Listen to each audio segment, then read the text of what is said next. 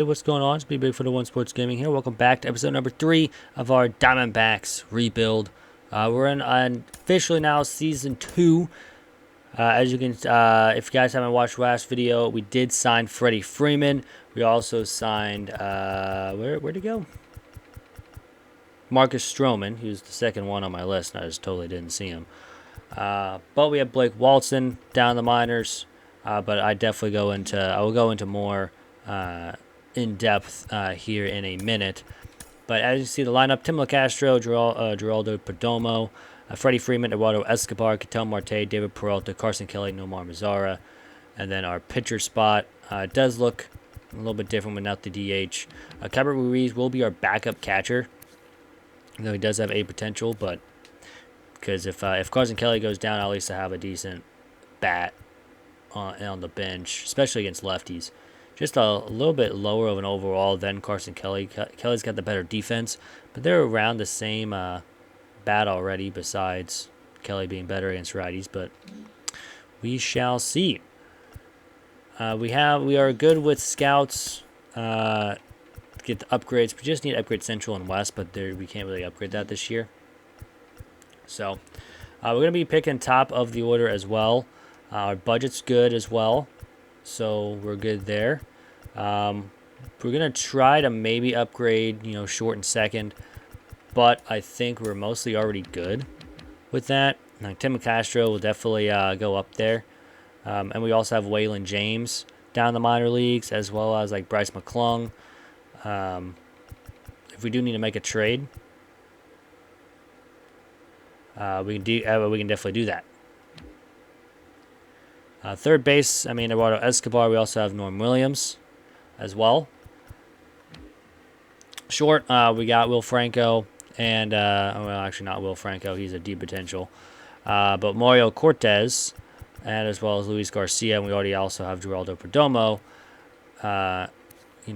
playing his first full Major League career. Left, of course, we have Seth Beer and Jacob Pearson.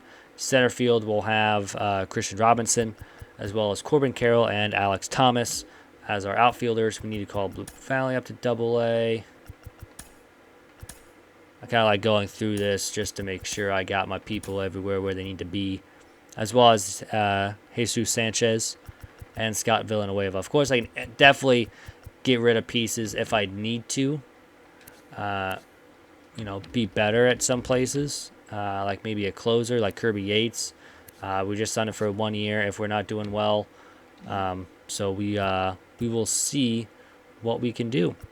So I'll see you guys right after April. After April, starting off 8-12, 4.5 back of the first place Dodgers and the Padres. But all of us are we have a lot of runs already, and it's not the most. The Orioles giving up 139. But again, it's April. It's very early.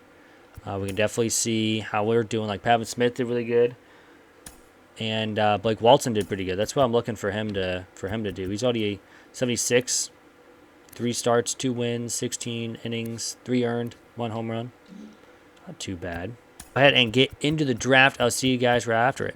Second draft is now over. Brian Silva was our first round pick, 61 overall, 92 potential, really good really good pop. Terrible durability, so hopefully he can get that up. Also, look at that speed. 98 speed, 85 steal already. He's going to be good. He's going to be a good defender. Second pick in our competitive balance round A, we picked Herbert Avila, 89 potential, 70 overall already. Really good walks per 9. I can definitely see him being ready very, very soon. Also, throws pretty quick. And, it's 73 velocity, but 95 on the fastball. Our third pick was Armando Mortero. That's probably the word I was looking for. Really good strikeouts per 9. But other than that, his per 9 is pretty good up there. 67 overall, 71 potential. Not really looking forward much to him. Pedro Del Villar, our first baseman, fourth pick. 68 overall, 79 potential. Really good bat already. I could definitely see him going over that into the B potential range, especially in his first couple seasons, especially with his bat and decent durability. He just needs to work on his glove. But again, he's a first baseman. Our fifth pick, Angel Batista, was just kind of shot in the dark, 49 overall. Don't really see him going anywhere, just being a minor leaguer. One of our last couple picks were Rafael Acevedo, 83 potential. I thought his bat was going to be better, but it's actually kind of crap. So he's got a lot of development to do. He's only 19, though. Same thing with Taylor Hurt, 78 potential, 55 overall. Really good stamina already. But other than that, nothing really to write home about. So, but yeah, that is that. Let's go ahead and check the standings real fast, where we're 10 games out. We're dead last. As well with the Padres and Dodgers being 1 and 2 in the team rankings, while we're 18th, and the Rockies are above us by half a game. Looking at the calendar, we did kind of lose a couple of these games, especially against San Francisco. We got swept. We're on a 5-game losing streak before we beat Miami and Madison Bumgarner. We were also on a 4-game losing streak before we beat the Cubs, and then winning the series against the Dodgers, which was huge for us. I think if we can, win the series against the Dodgers and the Padres, you have a really good chance to make it, at least. And I had a rough May. A couple of guys, McClung did pretty well. 10. All right, starters. Blake Walton now is 77 overall. He's moved up a couple spots there. Really want his walks per 9 up before I call him up. Goddard, 4.17, is not doing so well. Duplantiers, a 5.4, not doing well at all. Relievers. We have Matt Tabor, 3 ERA, it's not too bad. A couple guys, 8, 9, oh, jeez. August 156, I thought he was a starter. Is this guy not a starter? Did they move him to a reliever very recently? Just my thought. Closers. Kirby Yates is actually doing pretty well. I could definitely get some trade value out of him. Kelly. Really nothing at catcher-wise. Marlon Portone is doing really well. I mean, not really well, but, in development-wise, really well. His batting average is not good at all. A couple guys down here as well. Yersey's just terrible, 155. Second base, Waylon James, 232. Going up in power, but I kind of need him to go up everywhere else. McClung, 294. He did have a really good May, so hopefully he can continue that. Norm Williams, 295. Going up in power. He really needs to go up in that durability, which he did go up. He's a 42 in that. Shortstop, Luis Garcia, 271. Okay, he's got some good stuff going. He was with us a little bit last year, but Perdomo is going to take that spot. Left field, Jacob Pearson, 227. I think he got hurt to start the year as well. Christian Robertson, 256. It's not too bad, going up in everything. Alex Thomas, again, nothing really to write home about. Right field, Jesus Sanchez, 218. And Luke Valley, a 133, but he's moving up and everything. And he's only 19, so he's got some room. I'm going to go ahead and finish up June, and then we'll see each other probably around the trade deadline. The All-Star break, I just kind of want to go over some trades that went down. Jock Peterson, just kind of go through them. Some big names. Craig Stammen goes to the Cubs for Jock Peterson. Nicky Lopez for Lewis Gill, I don't really see happening. Nolan Gorman goes to the Rays, and John Gant as well. Nothing really much there. The Rays are acquiring everybody, apparently. Like McKinstry goes to the Braves. Nothing really much. It's just lower names. Casey Mize goes to the Red Sox. Okay. Again, the Rays have done a lot of trades. Andrew Simmons goes to the Giants. Jared Downs goes to the Orioles. That's pretty much it.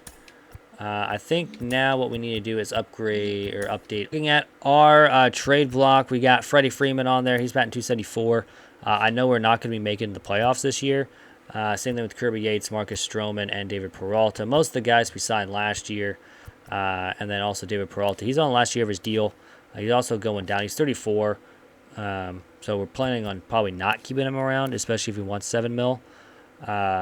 So again, Stroman's 30, Urias is 35, and Freddie Freeman's 32. But a lot of people are seeing these guys, so we'll kind of see where we're gonna go, and I'll see you guys if we make any trades. And we're gonna go ahead and make this trade here. We're gonna get Olivares or Olivis or Martinez.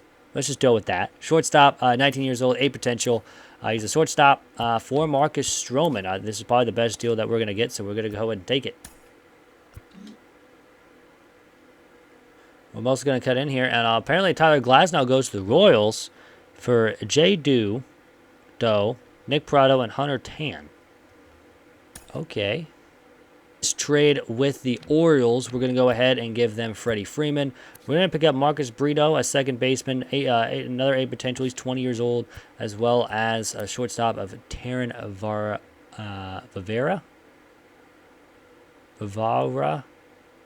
I'm terrible at last names already. I am butchering last names. But yeah, both 8 potential, so we're going to go ahead and take it. Go ahead and give the Blue Jays back Kirby Yates. We're going to go ahead and get Chris Pack, a closing pitcher, 18 years old, 6'4" overall, 8 potential as well.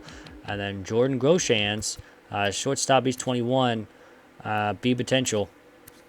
Do really well with him in Diamond Dynasty, so he better be good. But that's the last of the trades we'll go ahead and make. We're going to go ahead and check some of the other ones that got completed around the league.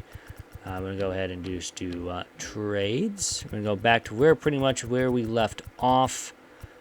Jeremiah Jones did get traded to the Rays. Again, the Rays are making a bunch of trades. Excuse me. Vidal Brujan goes to the Reds. As you see, the Diamondbacks us there as well. Nothing really to round about there. Of course, the Tyler Glasnow trade that we already talked about. Andrew Miller goes to the Red Sox again. David Dahl goes to the Royals for Jimmy Govern. Okay. I don't know why, but they have Brennan Tindy unless he's hurt. Then acquire Brett Phillips again for Guzman and Xavier Fernandez. Of course, our couple of trades is there. So, we're kind of looking at Blake Walton, pretty good. Again, 78 overall now. Duplantiers up to a 67. Same thing with Goddard.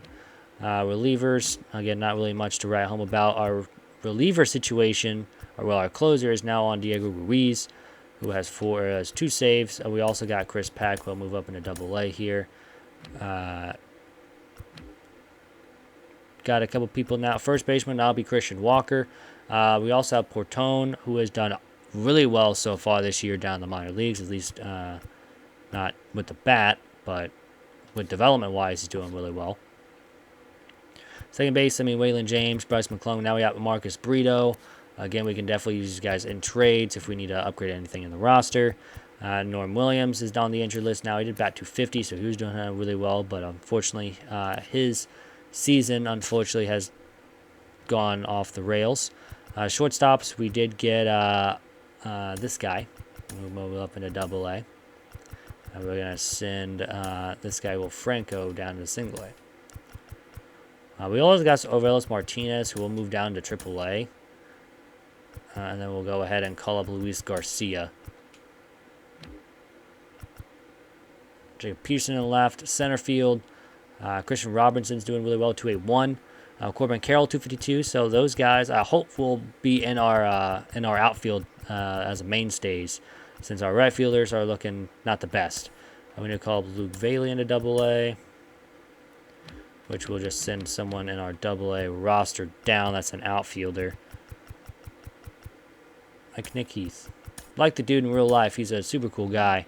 But in the game, they just don't really give him anything. All right, let's go ahead and finish up the rest of this season. I'll see you guys right after to go over. Here we are to finish off the year. We still have one more game to play, but of course, we're not making the playoffs. We're actually 33 games out of the Dodgers, who won 102 games. 68 wins, not the best of what we were looking for. But Blake Walton's now an 80 overall, plus 4 walks per 9, so he might be up next year as a 20-year-old.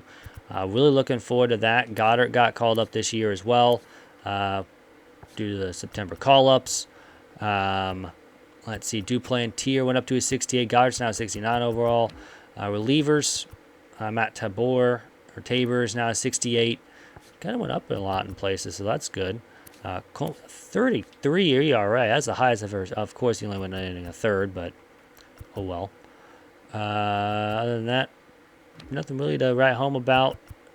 Chris Pack did go up +4s everywhere besides his fielding, but good for him. Now 66 overall. Catchers, again, not really looking forward to that because we already have our catcher of the future, Cabot Ruiz. First base, Porton's now a 73. I think one more year down the minors will help him out. Same thing. Yerzy and Sadler down the minors as well. Second base, looks like Brito's now a 69 overall, +3s and +4s. There we go. McClung did go down with an injury, but he's now a 71. William James now 78, +7 to contact versus left and +5 to power versus lefty, so we're good there. Norm Williams at third, up now to a 65 overall. Shortstops, Taryn, I'm just going to call him Taryn. +4s and +5s, everybody's now up to a 72, and Elvis Martinez is now 68, +6 division, +7 to contact versus left. And other guys like Jordan Groshans up 2 and 3. Will Franco up 2s. Mario Cortez now up in a couple places. Left field, Jacob Pearson up to a 69. Seth Beer up to a 73. Good development years for them. Center field, Christian Robinson's now up to a 74. Again, +7s to contact versus left. Why does everyone get plus to the lefties? Corbin Carroll's up to a 72. Alex Thomas is up to a 68. Right field, Jesus Sanchez is up to a 67. So Alua looking good there. Ronaldo Gutierrez up to a 69. Luke Valley up to a 55. Villanueva up to a 51. But yeah, so let's just go ahead and finish off the rest of this season. We win against the Giants, so we're looking well going into the last game of the year. We're 3 games back of the Rockies, 11 back for the Giants, who went under 500. Let's take a look around the league. The Mets win the East, along with the Phillies win one of the wild cards. Brewers win the Central. Dodgers and the Padres, of course, go 1 and 2, like they normally are during the early on. Yankees win the East. Royals tie with the White Sox for the Central. They'll play a play-in game here because whoever wins will be in the wild card. Whoever wins will be leading will be hosting the Yankees, and whoever loses will be hosting the A's in the wild card. So we'll kind of take a look at that here real quick. And not make the playoffs. Tim Castro led the league in stolen bases. Just kind of take a look around here, see if we have anyone. Because sometimes it doesn't tell you if you have anybody up here. But I don't think we will, because we other than Tim Castro stealing 48 bags. Don't really think we're going to have everyone else up here. Trevor Bauer won 21 games. Corbin Burns only lost 3. Suero led the league with saves. I kind of want to see what Barlow led the American League in saves. Kirby Yates did 51 since the trade. Rom had the best ERA, not surprised. Zach Gallen allowed the least amount of home runs. Well, that's good. Megalith did complete games, and of course DeGrom. Corbin Burns had a sub-1 ERA for the whole year. That's actually really good. That's amazing. Did we get any awards anywhere? Most valuable player goes to Juan Soto. DeGrom, of course, wins the Cy Young. Riley wins the batting title. Look at the year goes to Donovan Casey. Soto, of course, wins the Hank Aaron Award. And then we'll just go ahead and go through these really quick. Buster Posey's now on the Braves. I think I mentioned that last episode, but not 100% sure. The Braves did really well, apparently. We missed Austin Meadows. Betts, of course, wins it for like the 5th year in a row. Grom wins Silver Slugger at pitcher. Not surprised. He had 2 home runs. So Gene Segura wins it over Mike Moustakas. Andrew Chado wins it there. Tatis, of course. He batted .254 and won the Silver Slugger. I guess he had 29 home runs. Go to Bellinger.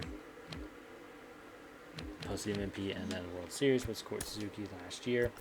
let's go ahead and simulate the rest. As you can see, it was White Sox, Yankees. Houston will face the winner of the Royals and A's, the rematch of the 2014 wild card, which I was at, which is probably one of the best games I've ever been to. If you guys have never seen that game, go ahead and watch it, because it is probably one of the best games you'll ever see. Yeah, it's a couple years old now. A lot. 2014 was such a long time ago. It's like 8 years. No, it's like 7. Man, I'm old. Man, it's been a really long time since the Royals have been good, which is sad. But you also have Milwaukee and the Mets, Phillies against San Diego, along with the Dodgers. And we'll go ahead and simulate a week where the Oakland A's beat the Royals, so they actually get revenge on them. Then Oakland will go ahead and sweep the Astros. They'll be facing the winner of the Yankees and White Sox. Milwaukee and Brewers and the Mets are tied at 2, with the Padres sweeping the Dodgers. So both wild card teams are moving on in the championship series. It'll be White Sox against Oakland and the Mets against the Padres, which, of course, the Padres sweep it as well. They'll be facing the winner of Oakland and Chicago, which it's 3-2 Oakland. Oakland wins it. So Oakland, San Diego. San Diego's up 2-0. 3-0. Oakland takes game 4. Oakland's trying to make a comeback in the series. It's 3-2. And the Padres did defeat the Oakland A's in the World Series. They're the first 2 losses that Padres gave them, or the Oakland gave the Padres in the World Series. But I'll go ahead and do it for episode number 3. I hope you guys enjoyed. If you guys did, enjoy the video, go ahead and hit that like button down below. It really helps out the channel. Also, if you are new, please consider hitting that subscribe button. Mostly post 3 times a week. I may be going to 4. I'm not 100% sure. I'm going to try to pump more videos out for you guys. So anyways, I hope you guys have a great rest of your day, and I am out. Peace.